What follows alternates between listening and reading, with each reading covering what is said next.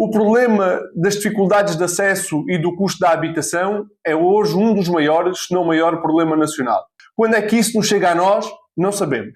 Do ponto de vista coletivo, já toca a todos e em todo o território nacional. É por isso que criámos o Porta a Porta. Não há porta ao nosso lado que não tenha este problema. Porta a porta porque não há solução para este problema sem irmos a cada uma das portas dizer: anda, levanta-te, luta. E só com essa força conseguiremos impor as políticas públicas de habitação alternativas que fazem falta a todos aqueles que vivem e trabalham no nosso país. Passaram quase 2 anos desde a criação do Porta a Porta e hoje está pior ter casa para viver. Não desanimamos, pelo contrário, crescemos. Hoje o Porta a Porta é um movimento nacional, unitário, com núcleos em quase todos os distritos do país e ilhas. Homens e mulheres que estão com o problema às costas e dão um pouco de si à luta por uma causa que nos é transversal a todos nós. E mantemos a certeza inicial.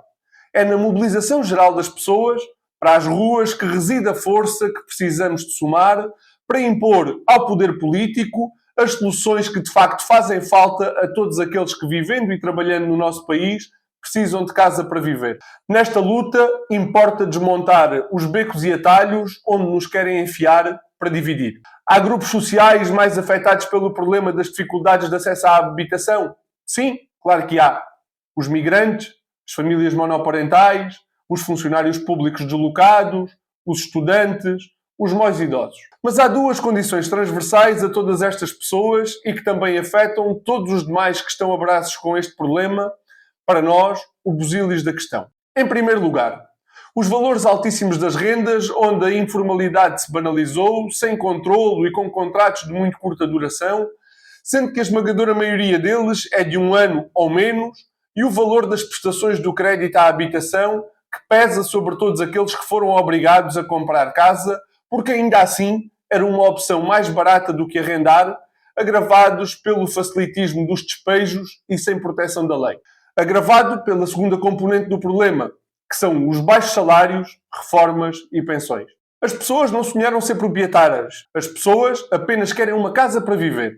Para que servem, afinal, as casas? Julgando pelo prisma da banca, servem para dar lucro. Reparem, os 5 maiores bancos nacionais, em setembro de 2021, 2 meses depois da primeira subida de juros pelo Banco Central Europeu, somavam 3,9 milhões de euros de lucros por dia. Passados 3 anos deste caminho, só nos primeiros 9 meses deste ano de 2024, os 5 maiores bancos a operar em Portugal acumularam, por dia, mais de 16 milhões de euros de lucros à conta destas taxas de juros.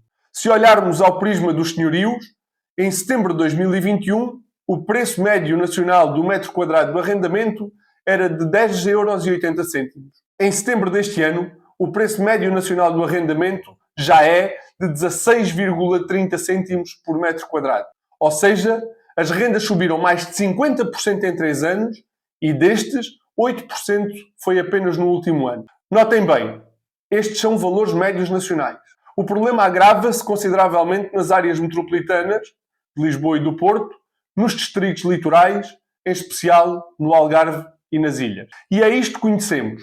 Porque mais grave ainda são os dados divulgados pela Auditoria da Inspeção-Geral das Finanças, que assegura que hoje mais de 60% dos contratos de arrendamento não são declarados ao fisco. Qual é, então, a realidade de facto? Qual o efetivo valor médio do preço do metro quadrado do arrendamento? Qual é a duração média dos contratos de arrendamento? Não sabemos, são perguntas que ficam por responder. Mas continuemos. A tomar como verdade os números conhecidos, partindo dos tais 16,30 cêntimos por metro quadrado de arrendamento atualmente, um T2, com cerca de 80 metros quadrados, custará 1.304 euros. Se for na área metropolitana de Lisboa, o mesmo apartamento já chega a perto dos 1.600 euros por mês. No nosso país, cerca de 2.700.000 trabalhadores, dos 4.350.000 que o nosso país tem, ganham menos de 1.000 euros por mês. Mais óbvio ainda, 62,11% do total de trabalhadores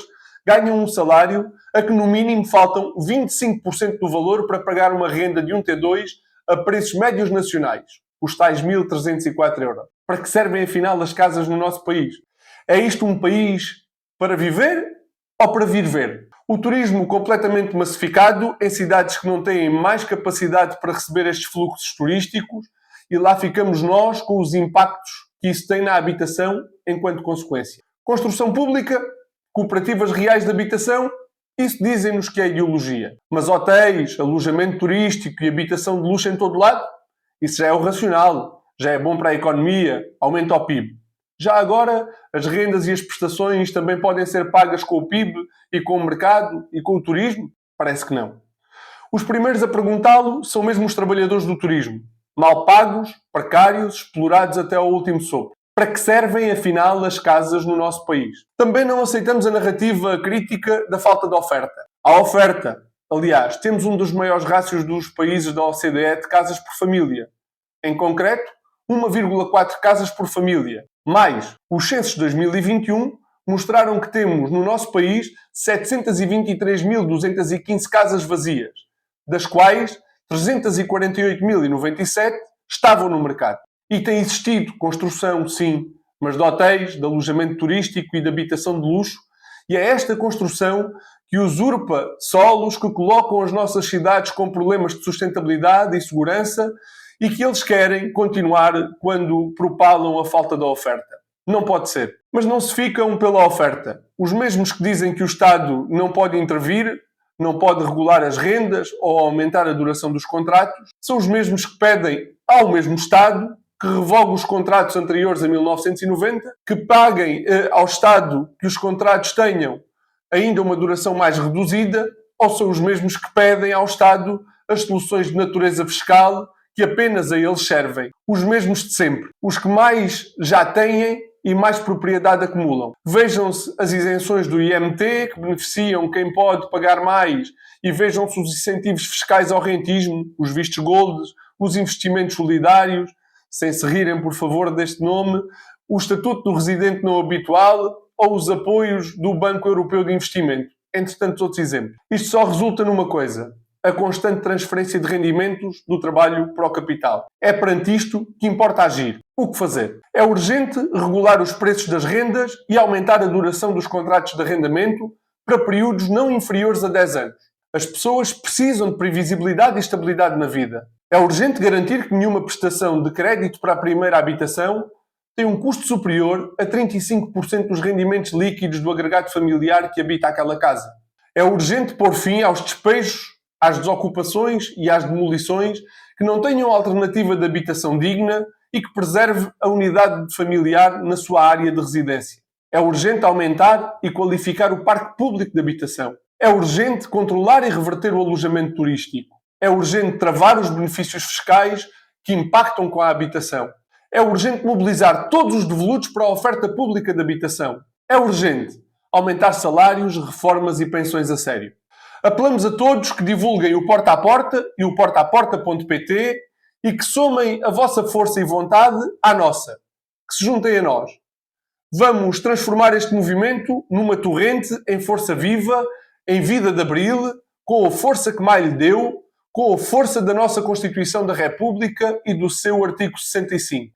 Em unidade e agora, porque este é o espaço de todos e porque é agora que as soluções fazem falta e o problema está a piorar. É importante continuar e aumentar a luta, com coragem individual e coletiva, porque já vimos que as políticas que nos trouxeram aqui não nos vão tirar desta situação. Com a unidade que é fundamental, no processo popular e sem medo, porque violenta, extremamente violenta, é, a todos os segundos, esta situação que vivemos. Para que servem as casas? As casas servem para viver. Somos o Porta a Porta, Casa para Todos, movimento pelo direito à habitação. Em luta, vamos bater às portas todas que forem necessárias para que não haja ninguém sem porta de casa por onde entrar. Junta-te a nós neste movimento de unidade e nacional. Contamos contigo.